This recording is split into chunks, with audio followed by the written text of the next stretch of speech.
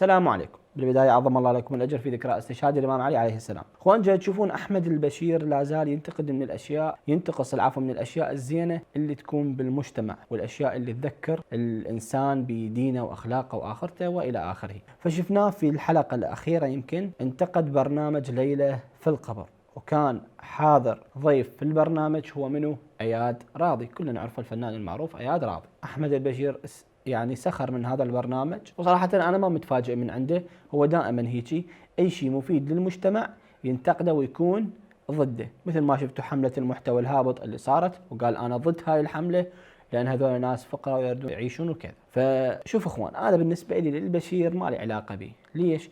لان هذا الانسان يباوع بكل شيء بسخرية، كل شيء يشوفه سخرية، حتى نفسه هو حتى نفسه يشوفها سخرية. فهذا سولفنا وياه أو ما سولفنا وياه هذا ما بي أي فائدة. أنا كلامي ويا الأستاذ أياد راضي. ليلة في المقبرة اكو هيك شيء؟ اي هذا يجيبون فنان ايه؟ او شوف شنو يعني حسب شخصية ايه؟ ويودوه يقولوا له هاي اللافتة مالتك يقراها اللافتة. ايه؟ توفي الفنان فلان الفلان، هو يقرأ اسمه ويشوفوه قبر ويقولوا هذا قبرك، شو تقول اذا هاي كان اخر يوم حياتك؟ يا ستار شنو هاي زين هيك وكل ورا كذي بيسوي مدري ذيب، لا ذيب العفو انا اسف. بس يعني انت عجزت عن ان تقدم شيء الا هذا الموضوع.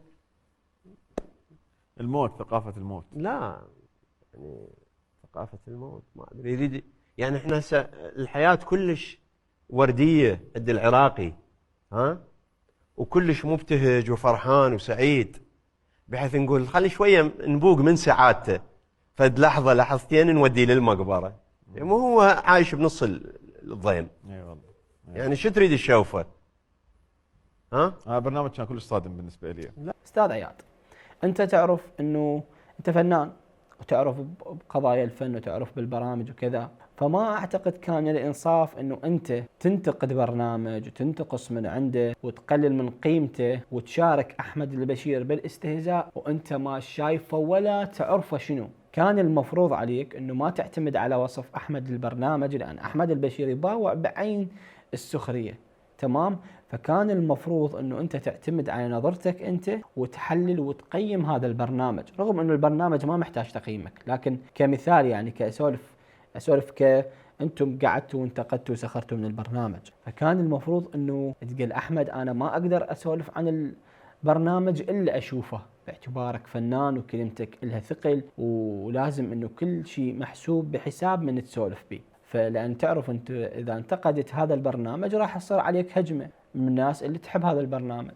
فأنت شنو كانت مشكلتك؟ كانت مشكلتك المشاهد أنه كانت حزينة والعالم ما عايزة والناس تريد شيء يفرحها، مو هاي كانت مشكلتك؟ زين أسألك أستاذ آيات، أسألك سؤال، نسيت برنامج كمامات وطن شنو كنت تقدم به؟ تتذكر من شنو تقدم كل المشاهد الحزينة اللي مرت على المجتمع العراقي طلعتها في برنامج كمامات وطن. كل شخص يريد يذكر شهيد وكذا يجي شاف البرنامج مالتك وتذكر الشهيد وظل يبكي ويدق ويلطم. كل ام عراقيه شافت برنامجك كمامات وطن او المسلسل فتظل تدق وتبكي لان تتذكر ابنها. زين هاي المشاهد مفرحه هاي برايك، وانت جاي تنتقد من برنامج ليله في القبر على انه هو محزن وخلصت الافكار وما اعرف شنو. فكان المفروض عليك انه انت تشوف وتعرف وانت تقيم بنفسك، ما تترك انه احد يقيم ويجي يسولف لك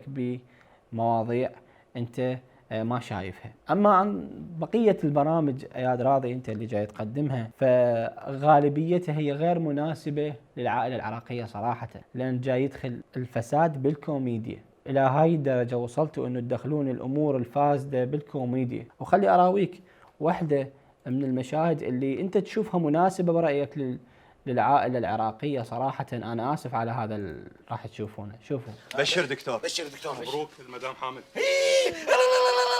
شد حامل، الخدامه حامل، هاي مو بعيده يطلع ببطنها طفل.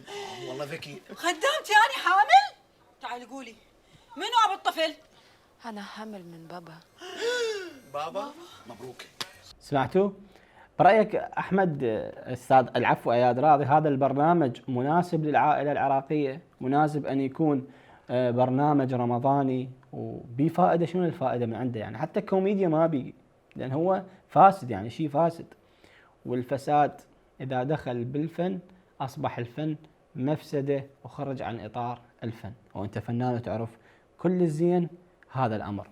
فبالنهاية وأقول أنه برنامج ليلة في القبر واحد من أفضل البرامج الرمضانية، أو ربما يكون هو أفضلهن، لأن يذكر الإنسان بآخرته. تمام؟ فكل شيء حق، كل شيء حق جاي توقفون ضده، حتى الموت اللي هو حق هم حاربتوه. لو بيدكم تحاربون رب العالمين، بس حاشا لله. شكرا للمتابعة، مع السلامة.